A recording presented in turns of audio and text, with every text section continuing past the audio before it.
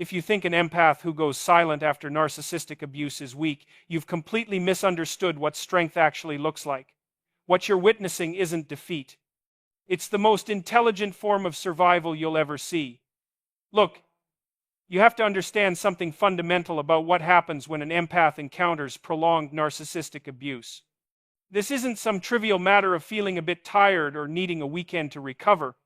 We're talking about a complete depletion of your psychological and physiological resources at the most profound level.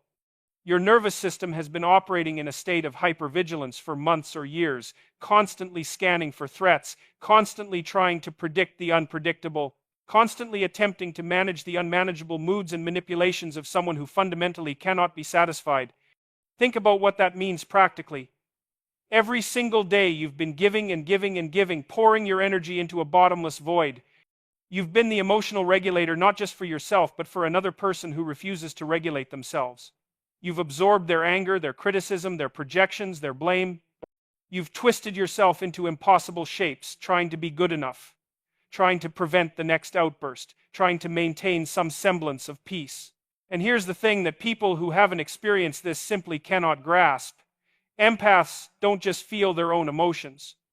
They're literally processing the emotional states of those around them. And when you're with a narcissist, you're processing toxicity, chaos, and deliberate cruelty disguised as love. Your body keeps the score, as they say. Every interaction where you were gaslit, every moment where your reality was denied, every time you were told you were too sensitive or imagining things or overreacting, your nervous system registered that as a threat. Because it was a threat. It was a threat to your sense of reality, to your ability to trust yourself, to your fundamental understanding of what's true.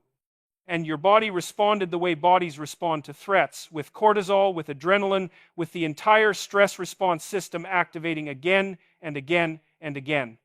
Now multiply that by hundreds or thousands of interactions. Your adrenal glands have been working overtime. Your sleep has been disrupted because you can't fully relax even in your own home.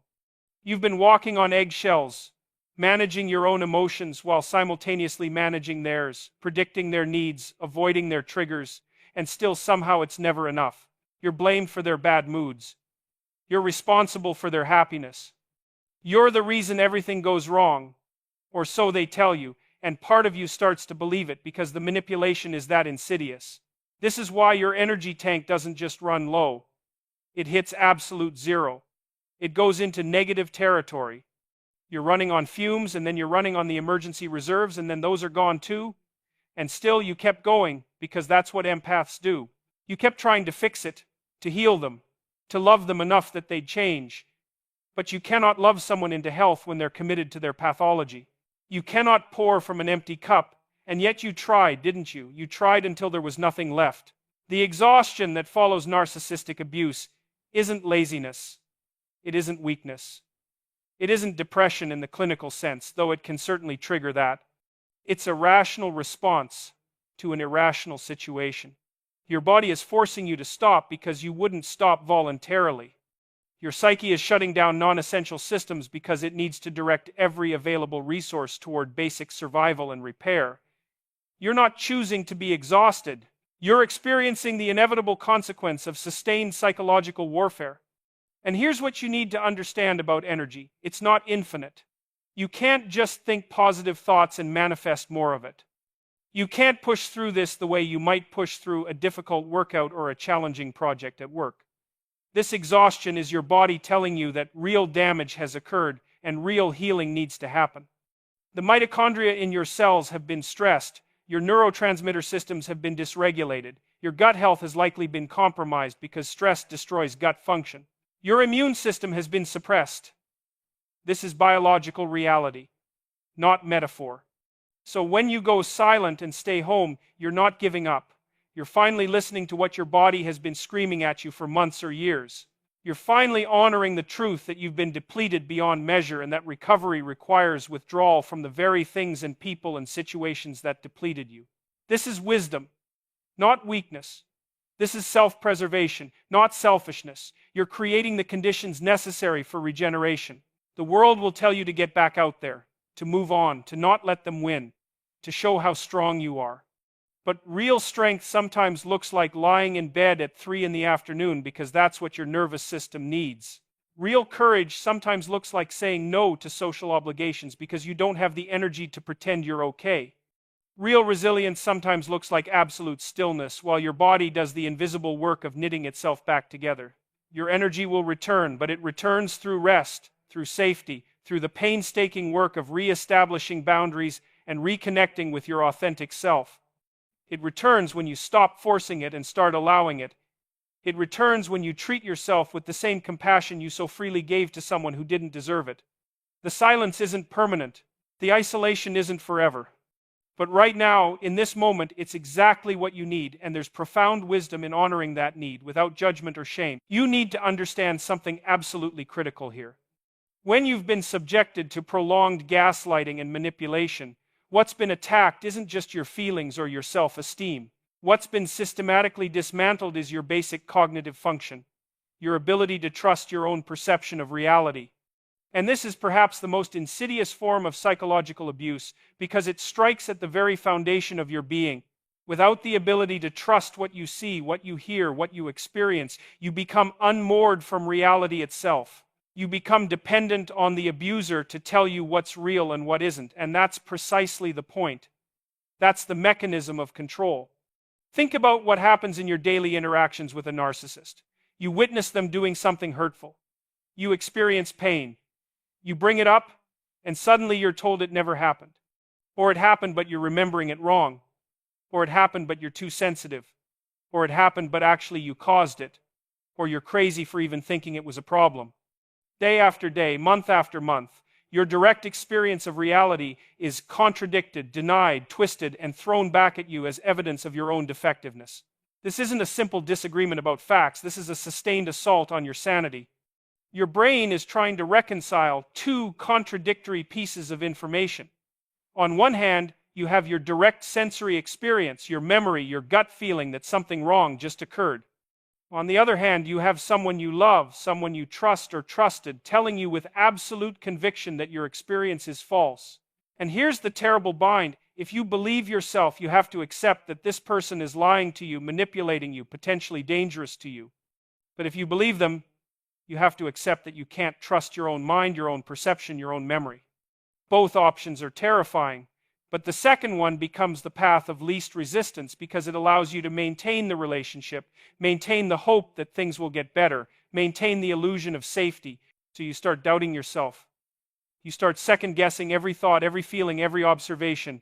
Before you speak up about something that bothered you, you rehearse it 20 times in your head, trying to make sure you're being fair, trying to make sure you're not overreacting, trying to anticipate all the ways they'll twist your words. You start keeping records, writing things down, because you can't trust your own memory anymore. You find yourself constantly confused, constantly uncertain, constantly anxious, because you've lost the ability to navigate reality with confidence. This is what makes rebuilding trust in your own perception so monumentally difficult and so absolutely essential. You're not just healing from hurt feelings, you're reconstructing your entire epistemological framework. You're having to relearn how to know what you know. And this takes time. This takes conscious effort. This takes courage because you're going to get it wrong sometimes as you're recalibrating, and that's going to feel like confirmation that maybe you really can't trust yourself. But here's what you need to hear. Your perception was right all along. When you felt manipulated, you were being manipulated. When you sensed cruelty beneath the words, there was cruelty there. When your gut told you something was off, something was off. Your instincts were functioning perfectly. What happened was that those accurate perceptions were being deliberately undermined by someone who needed you to doubt yourself in order to maintain control over you. The problem wasn't your perception. The problem was that you were in an environment where truth was treated as a threat. Rebuilding starts with small acts of self-validation. It starts with noticing what you're experiencing and allowing it to be true without immediately questioning it or dismissing it. If you feel uncomfortable, you feel uncomfortable. Full stop. You don't need to justify it, explain it, or determine whether it's reasonable. You're simply gathering data about your internal state. If something seems wrong to you, it seems wrong to you. That's valuable information. You don't need external confirmation to make your experience real. This is harder than it sounds because you've been trained to outsource your reality testing to someone else.